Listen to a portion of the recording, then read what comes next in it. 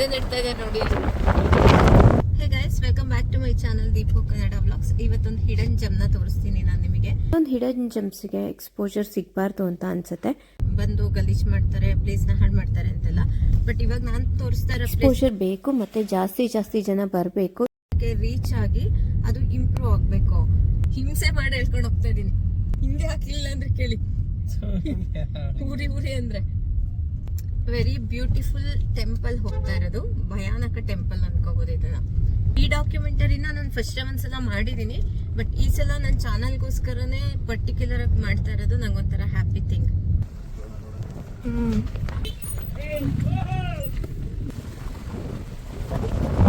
ಇದೊಂದು ರೋಡಲ್ಲಿ ಇದು ಬ್ಯೂಟಿಫುಲ್ ಪ್ಲೇಸ್. ಈ ಅಕ್ಕಪಕ್ಕ ಪ್ಲೇಸಲ್ಲಿ ಸಂತೋಷ್ ಫಸ್ಟ್ ವರ್ಕ್ ಮಾಡ್ತಾ ಇದ್ರು. ಅವಾಗ ಹಿಂದೆ ಯಾವಾಗ್ಲೂ ಬೇತಾಳದಂಗೆ ಬಾಲ ಬರೋದು ನಾನು. ಎಷ್ಟು ಚೆನ್ನಾಗಿದೆ ನೋಡಿ. ಇಲ್ಲಿ ಎಷ್ಟೊಂದು ಜನ ಕಾರೆಲ್ಲ ನಿಲ್ಸಿ ಫೋಟೋ ತೆಕ್ಕೋತಾ ಇರ್ತಾರೆ ಈ ಪ್ಲೇಸಲ್ಲಿ. ಹೋಗುವಾಗ ಇಲ್ಲಿ ಹಾಕಿದ್ದಾರೆ ಆರ್ಕಿಯಾಲಜಿಕ್ ಸರ್ವೆ ಆಫ್ ಡಿಪಾರ್ಟ್ಮೆಂಟ್ ಇಂದ ಬೋರ್ಡ್ ಹಾಕಿರೋದು. ಅದ್ರ ಮುಂದೆ ಏನೋ ಇಟ್ಟಿದ್ದಾರೆ. ಅದು ಇನ್ನೊಂದ್ ಸ್ವಲ್ಪ ದೊಡ್ಡದಾಗಿ ಹಾಕಿದ್ರೆ ಚೆನ್ನಾಗಿರೋದು. ಟೆಂಪಲ್ ವೈಬ್ಸ್ ಕಾಣಿಸ್ತಾ ಇದೆಯಾ? ಊರಿಗೆ ಎಂಟ್ರಿ ಆದ್ವಿ ಈಗ.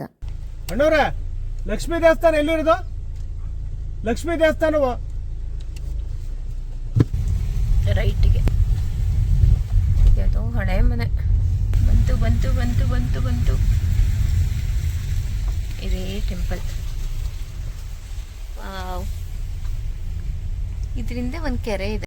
ಒಳಗಡೆ ಹೋಗ್ತಿದ್ದಂಗೆ ನಂಗಂತೂ ತುಂಬಾನೇ ಖುಷಿಯಾಗೋಯ್ತು. ಆರ್ಕಿಯಾಲಜಿ ಡಿಪಾರ್ಟ್ಮೆಂಟ್ಗೆ ಇವಾಗ್ಲಾದ್ರೂ ಈ ವಿಶಿಷ್ಟವಾದ ದೇವಸ್ಥಾನನ ಕಾಪಾಡಬೇಕು, ಸಂರಕ್ಷಿಸಬೇಕು ಅನ್ಸಿದ್ಯಲ್ಲ. ಇಷ್ಟು ಬ್ಯೂಟಿಫುಲ್ ಮತ್ತು ಆರ್ಕಿಟೆಕ್ಚರ್ ಇರೋ ಅಂಥ ಟೆಂಪಲ್ ಪಾಳ್ವಿದ್ ಗುಡಿ ಥರ ಆಗೋಗ್ಬಿಟ್ಟಿತ್ತು.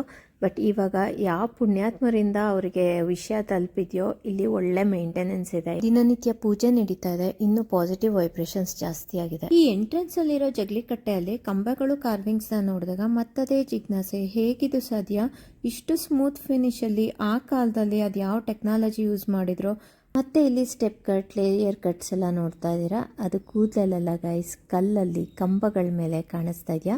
ಪಾಲಿಶ್ ನೋಡಿ, ವೈಟ್ ಸ್ಟೋನ್ ಮತ್ತೆ ಮರದ ಪೀಸ್ಗಳು ಆಯಿಲ್ನ ಯೂಸ್ ಮಾಡಿಕೊಂಡು ಪಾಲಿಶ್ ಮಾಡ್ತಾ ಇದ್ರಂತೆ. ನಿಮ್ಗೆ ಇನ್ನೊಂದು ವಿಷಯ ಗೊತ್ತಾ? ಹೊಯ್ಸಳರ ಕಾಲದ ಶಿಲ್ಪಿಗಳು ಎಷ್ಟು ಪರ್ಫೆಕ್ಷನಿಸ್ಟ್ ಆಗಿದ್ರು ಅಂತ ಅಂದರೆ, ಮೈಕ್ರೋಸ್ಕೋಪಿಕ್ ಮಟ್ಟದ ಅನ್ಬ್ಯಾಲೆನ್ಸ್ ಆಗಿರೋ ಶಿಲ್ಪಗಳನ್ನು ಕೈಯಲ್ಲೇ ಸರಿ ಮಾಡ್ತಾ ಇದ್ರಂತೆ. ಒಳಗಡೆ ಬಂದ್ವಿ ಈಗ. ನೋಡ್ತಾ ಇದ್ದೀರಾ ಈ ಅದ್ಭುತನ? ಶಿಲೆಯಲ್ಲ ಈ ಗುಡಿಯು, ಕಲೆಯ ಬಲಿಯು. ಕುವೆಂಪು ರಸಾಲ್ಗಳು ನೆನಪಿಗೆ ಬರ್ತಾ ಇದೆ ನನಗೆ. ಮತ್ತು 4 ಕಡೆನೂ ಈ ಥರ ಪುಟಾಣಿ ದೇವಸ್ಥಾನಗಳಿದೆ. ಇದ್ರೊಳಗಡೆ ಮುಂಚೆ ಏನಿತ್ತೋ ಗೊತ್ತಿಲ್ಲ.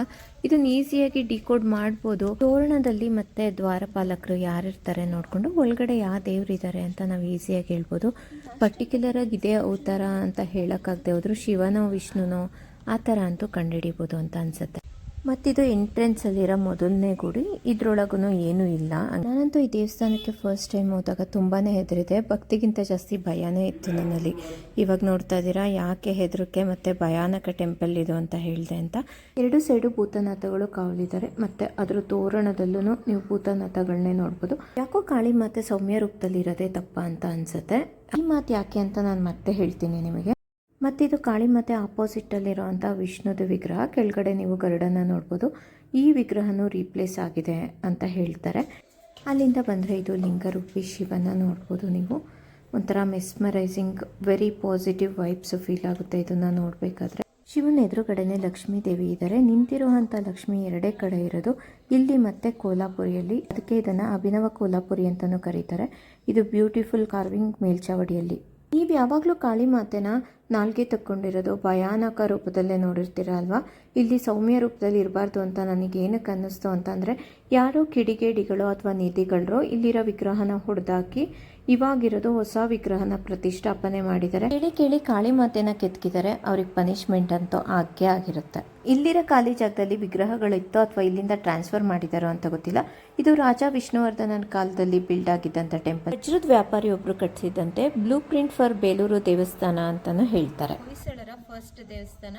ನೀವಿದು ಸಿಂಬಲೈಸ್ ಆಗಿ ಮೇಲಿದೆ. ಹೊಯ್ಸಳರ ಲಾಂಛನಗಳು ಮತ್ತೆ ಚಿಹ್ನೆಗಳನ್ನ ನೀವಿಲ್ಲಿ ಮೇಲೆ ನೋಡ್ಬೋದು. ಕ್ಲಿಯರ್ ಆಗಿ ಕಾಣಿಸ್ತಾ ಇದೆ ನೋಡಿ. ಅವರು ಸ್ಟಾರ್ಟ್ ಮಾಡಿದ್ದು. ಇದಾದ್ಮೇಲೆ ಬೇಲೂರು, ಹಳೆಬೀಡು, ಸೋಮನಾಥೇಶ್ವರ ಏನು ನೋಡ್ತೀವೋ ಇದೆಲ್ಲ ಅದಾದ್ಮೇಲೆ ಬಿಲ್ಡ್ ಮಾಡಿದಂಥದ್ದು. ಇದು ಓಲ್ಡೆಸ್ಟ್ ಟೆಂಪಲ್ ಅವ್ರದ್ದು. ಇಲ್ಲಿ ಏನು ಕಾಣಿಸ್ತಾ ಇದೆ ನಿಮಗೆ ಇನ್ಸ್ಕ್ರಿಪ್ಷನ್. ಇದು ಪ್ಯೂರೆಸ್ಟ್ ಹಳೆಗನ್ನಡದಲ್ಲೇ ಇದೆ. ಇದನ್ನ ನಾವು ಬೇಕಾದ್ರೆ ರೀಡ್ ಮಾಡ್ಬೋದು, ತುಂಬಾ ಚೆನ್ನಾಗಿ ಕನ್ನಡ ಬರೋರಾದ್ರೆ. ಇಲ್ಲಿ ಕಾಣಿಸ್ತಾ ಇದೆ ನೋಡಿ. ಈ ಟೆಂಪಲ್ ಎಲ್ಲ ಹುಡ್ಕಿದ್ರೆ ಇದೇ ತರ 17 ಇನ್ಸ್ಕ್ರಿಪ್ಷನ್ಸ್ ಸಿಗುತ್ತೆ ನಿಮಗೆ. ಇಲ್ಲ ಆಯ್ತಾ, ಇವಾಗ ಇಲ್ಲಿ ನೋಡಿ, ಇಲ್ಲೂ ಅಷ್ಟೇ.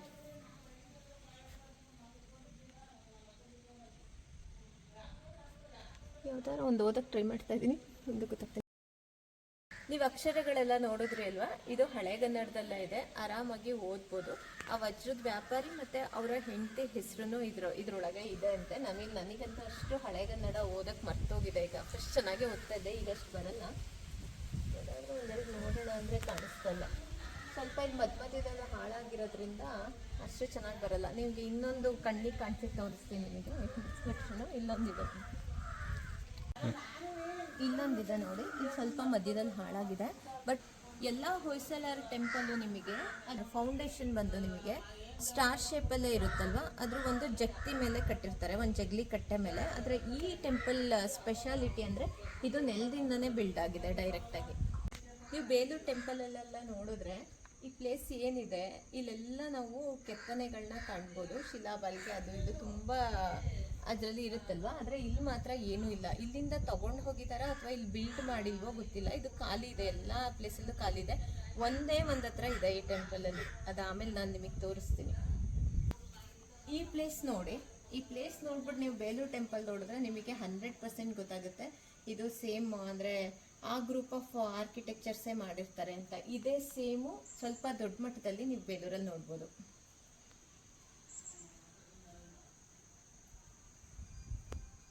ನೋಡಿ, ಇಲ್ಲೊಂದು ಇನ್ಸ್ಕ್ರಿಪ್ಷನ್ ಇದೆ. ಇದು ತುಂಬಾ ಕ್ಲೀನ್ ಆಗಿದೆ.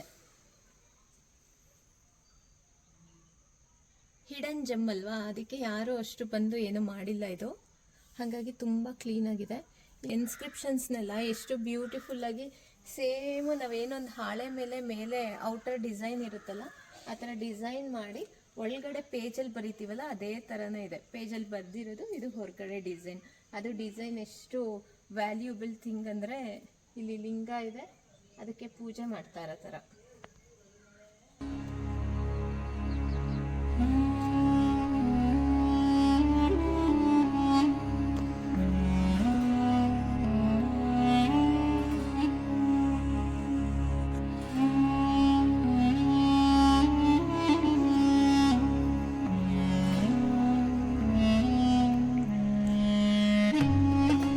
ನಾನೇ ನಿಮಗೊಂದು 5-6 ಇನ್ಸ್ಕ್ರಿಪ್ಷನ್ ತೋರಿಸ್ತೆ ಅನ್ಸುತ್ತೆ. ಇಲ್ಲೊಂದು ನೋಡಿ, ಇಲ್ಲೊಂದಿದೆ.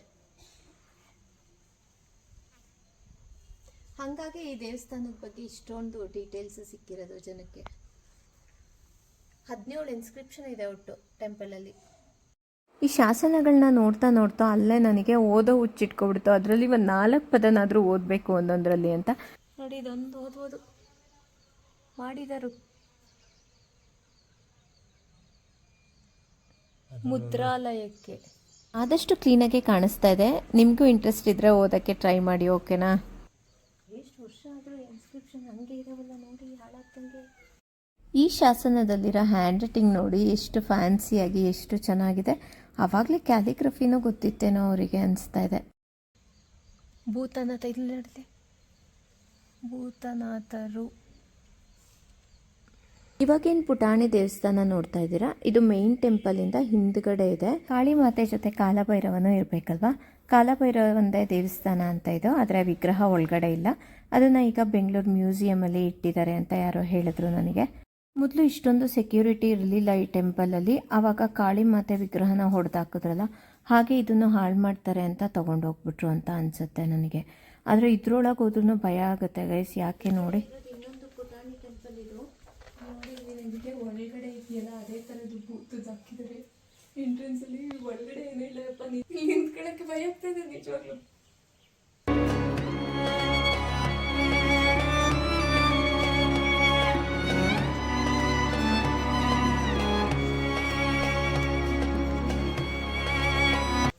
ಇದೊಂದೇನೋ ಚೈನ್ ಎಲ್ಲ ಇಟ್ಕೊಂಡಿದೆ. ಇದಂತೂ ಇನ್ನೂ ಹಾದಿ ಬಲ್ಲಿಗಿದೆ, ಕತ್ತೆ ಕತ್ತರಿಸ್ಕೊಂತ ಇದೆ. ಕತ್ತೆ ಮಾಡ್ಕೊಂತ ಇದೆ.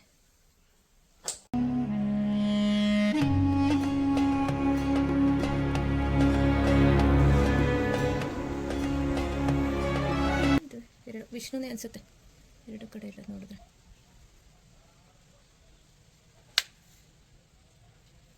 ನಾನು ಹೇಳಿದ್ನಲ್ಲ ಎಲ್ಲ ಕಡೆ ಖಾಲಿ ಇದೆ, ಇದು ಒಂದೆಲ್ಲ ಇದೆ ಅಂತ. ಅದೇ ಇದು ಮೇ ಬಿ ಕಾಳಿ ಮಾತೆದೆ ಅನಿಸುತ್ತೆ.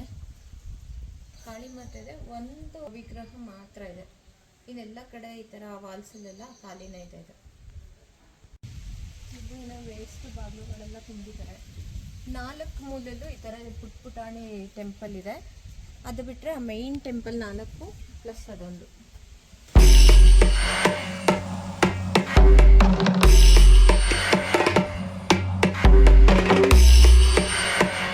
ಇಲ್ಲಿ ದೇವಸ್ಥಾನದಿಂದ ಹೊರಗಡೆ ಬಂದರೆ ಇಲ್ಲೊಂದು ಮಾವಿನ ಮರ ಇದೆ.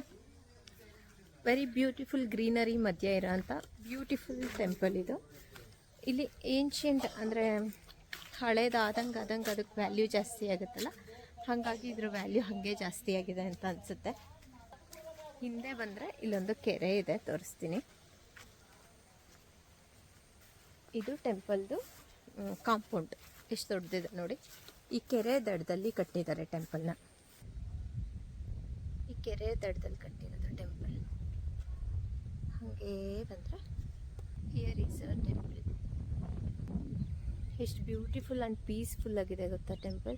ತುಂಬ ಚೆನ್ನಾಗಿದೆ. ಮತ್ತು ಒಳಗಡೆ ಅಂತೂ ಪಿನ್ ಡ್ರಾಪ್ ಸೈಲೆನ್ಸ್, ತುಂಬ ಸೈಲೆಂಟಾಗಿತ್ತು ಒಳಗಡೆ.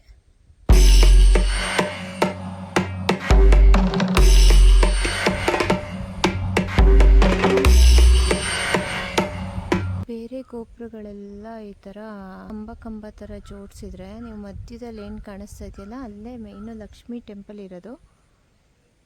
ಕೆಳಗಡೆ ಲಕ್ಷ್ಮೀ ದೇವ್ರು ಇದೆಯಲ್ಲ, ಆ ಗೋಪುರನ ಮಾತ್ರ ತುಂಬ ಡಿಸೈನ್ ಮಾಡಿದ್ದಾರೆ. ಮಧ್ಯದಲ್ಲಿ ಇದೆಯಲ್ಲ ಅದು.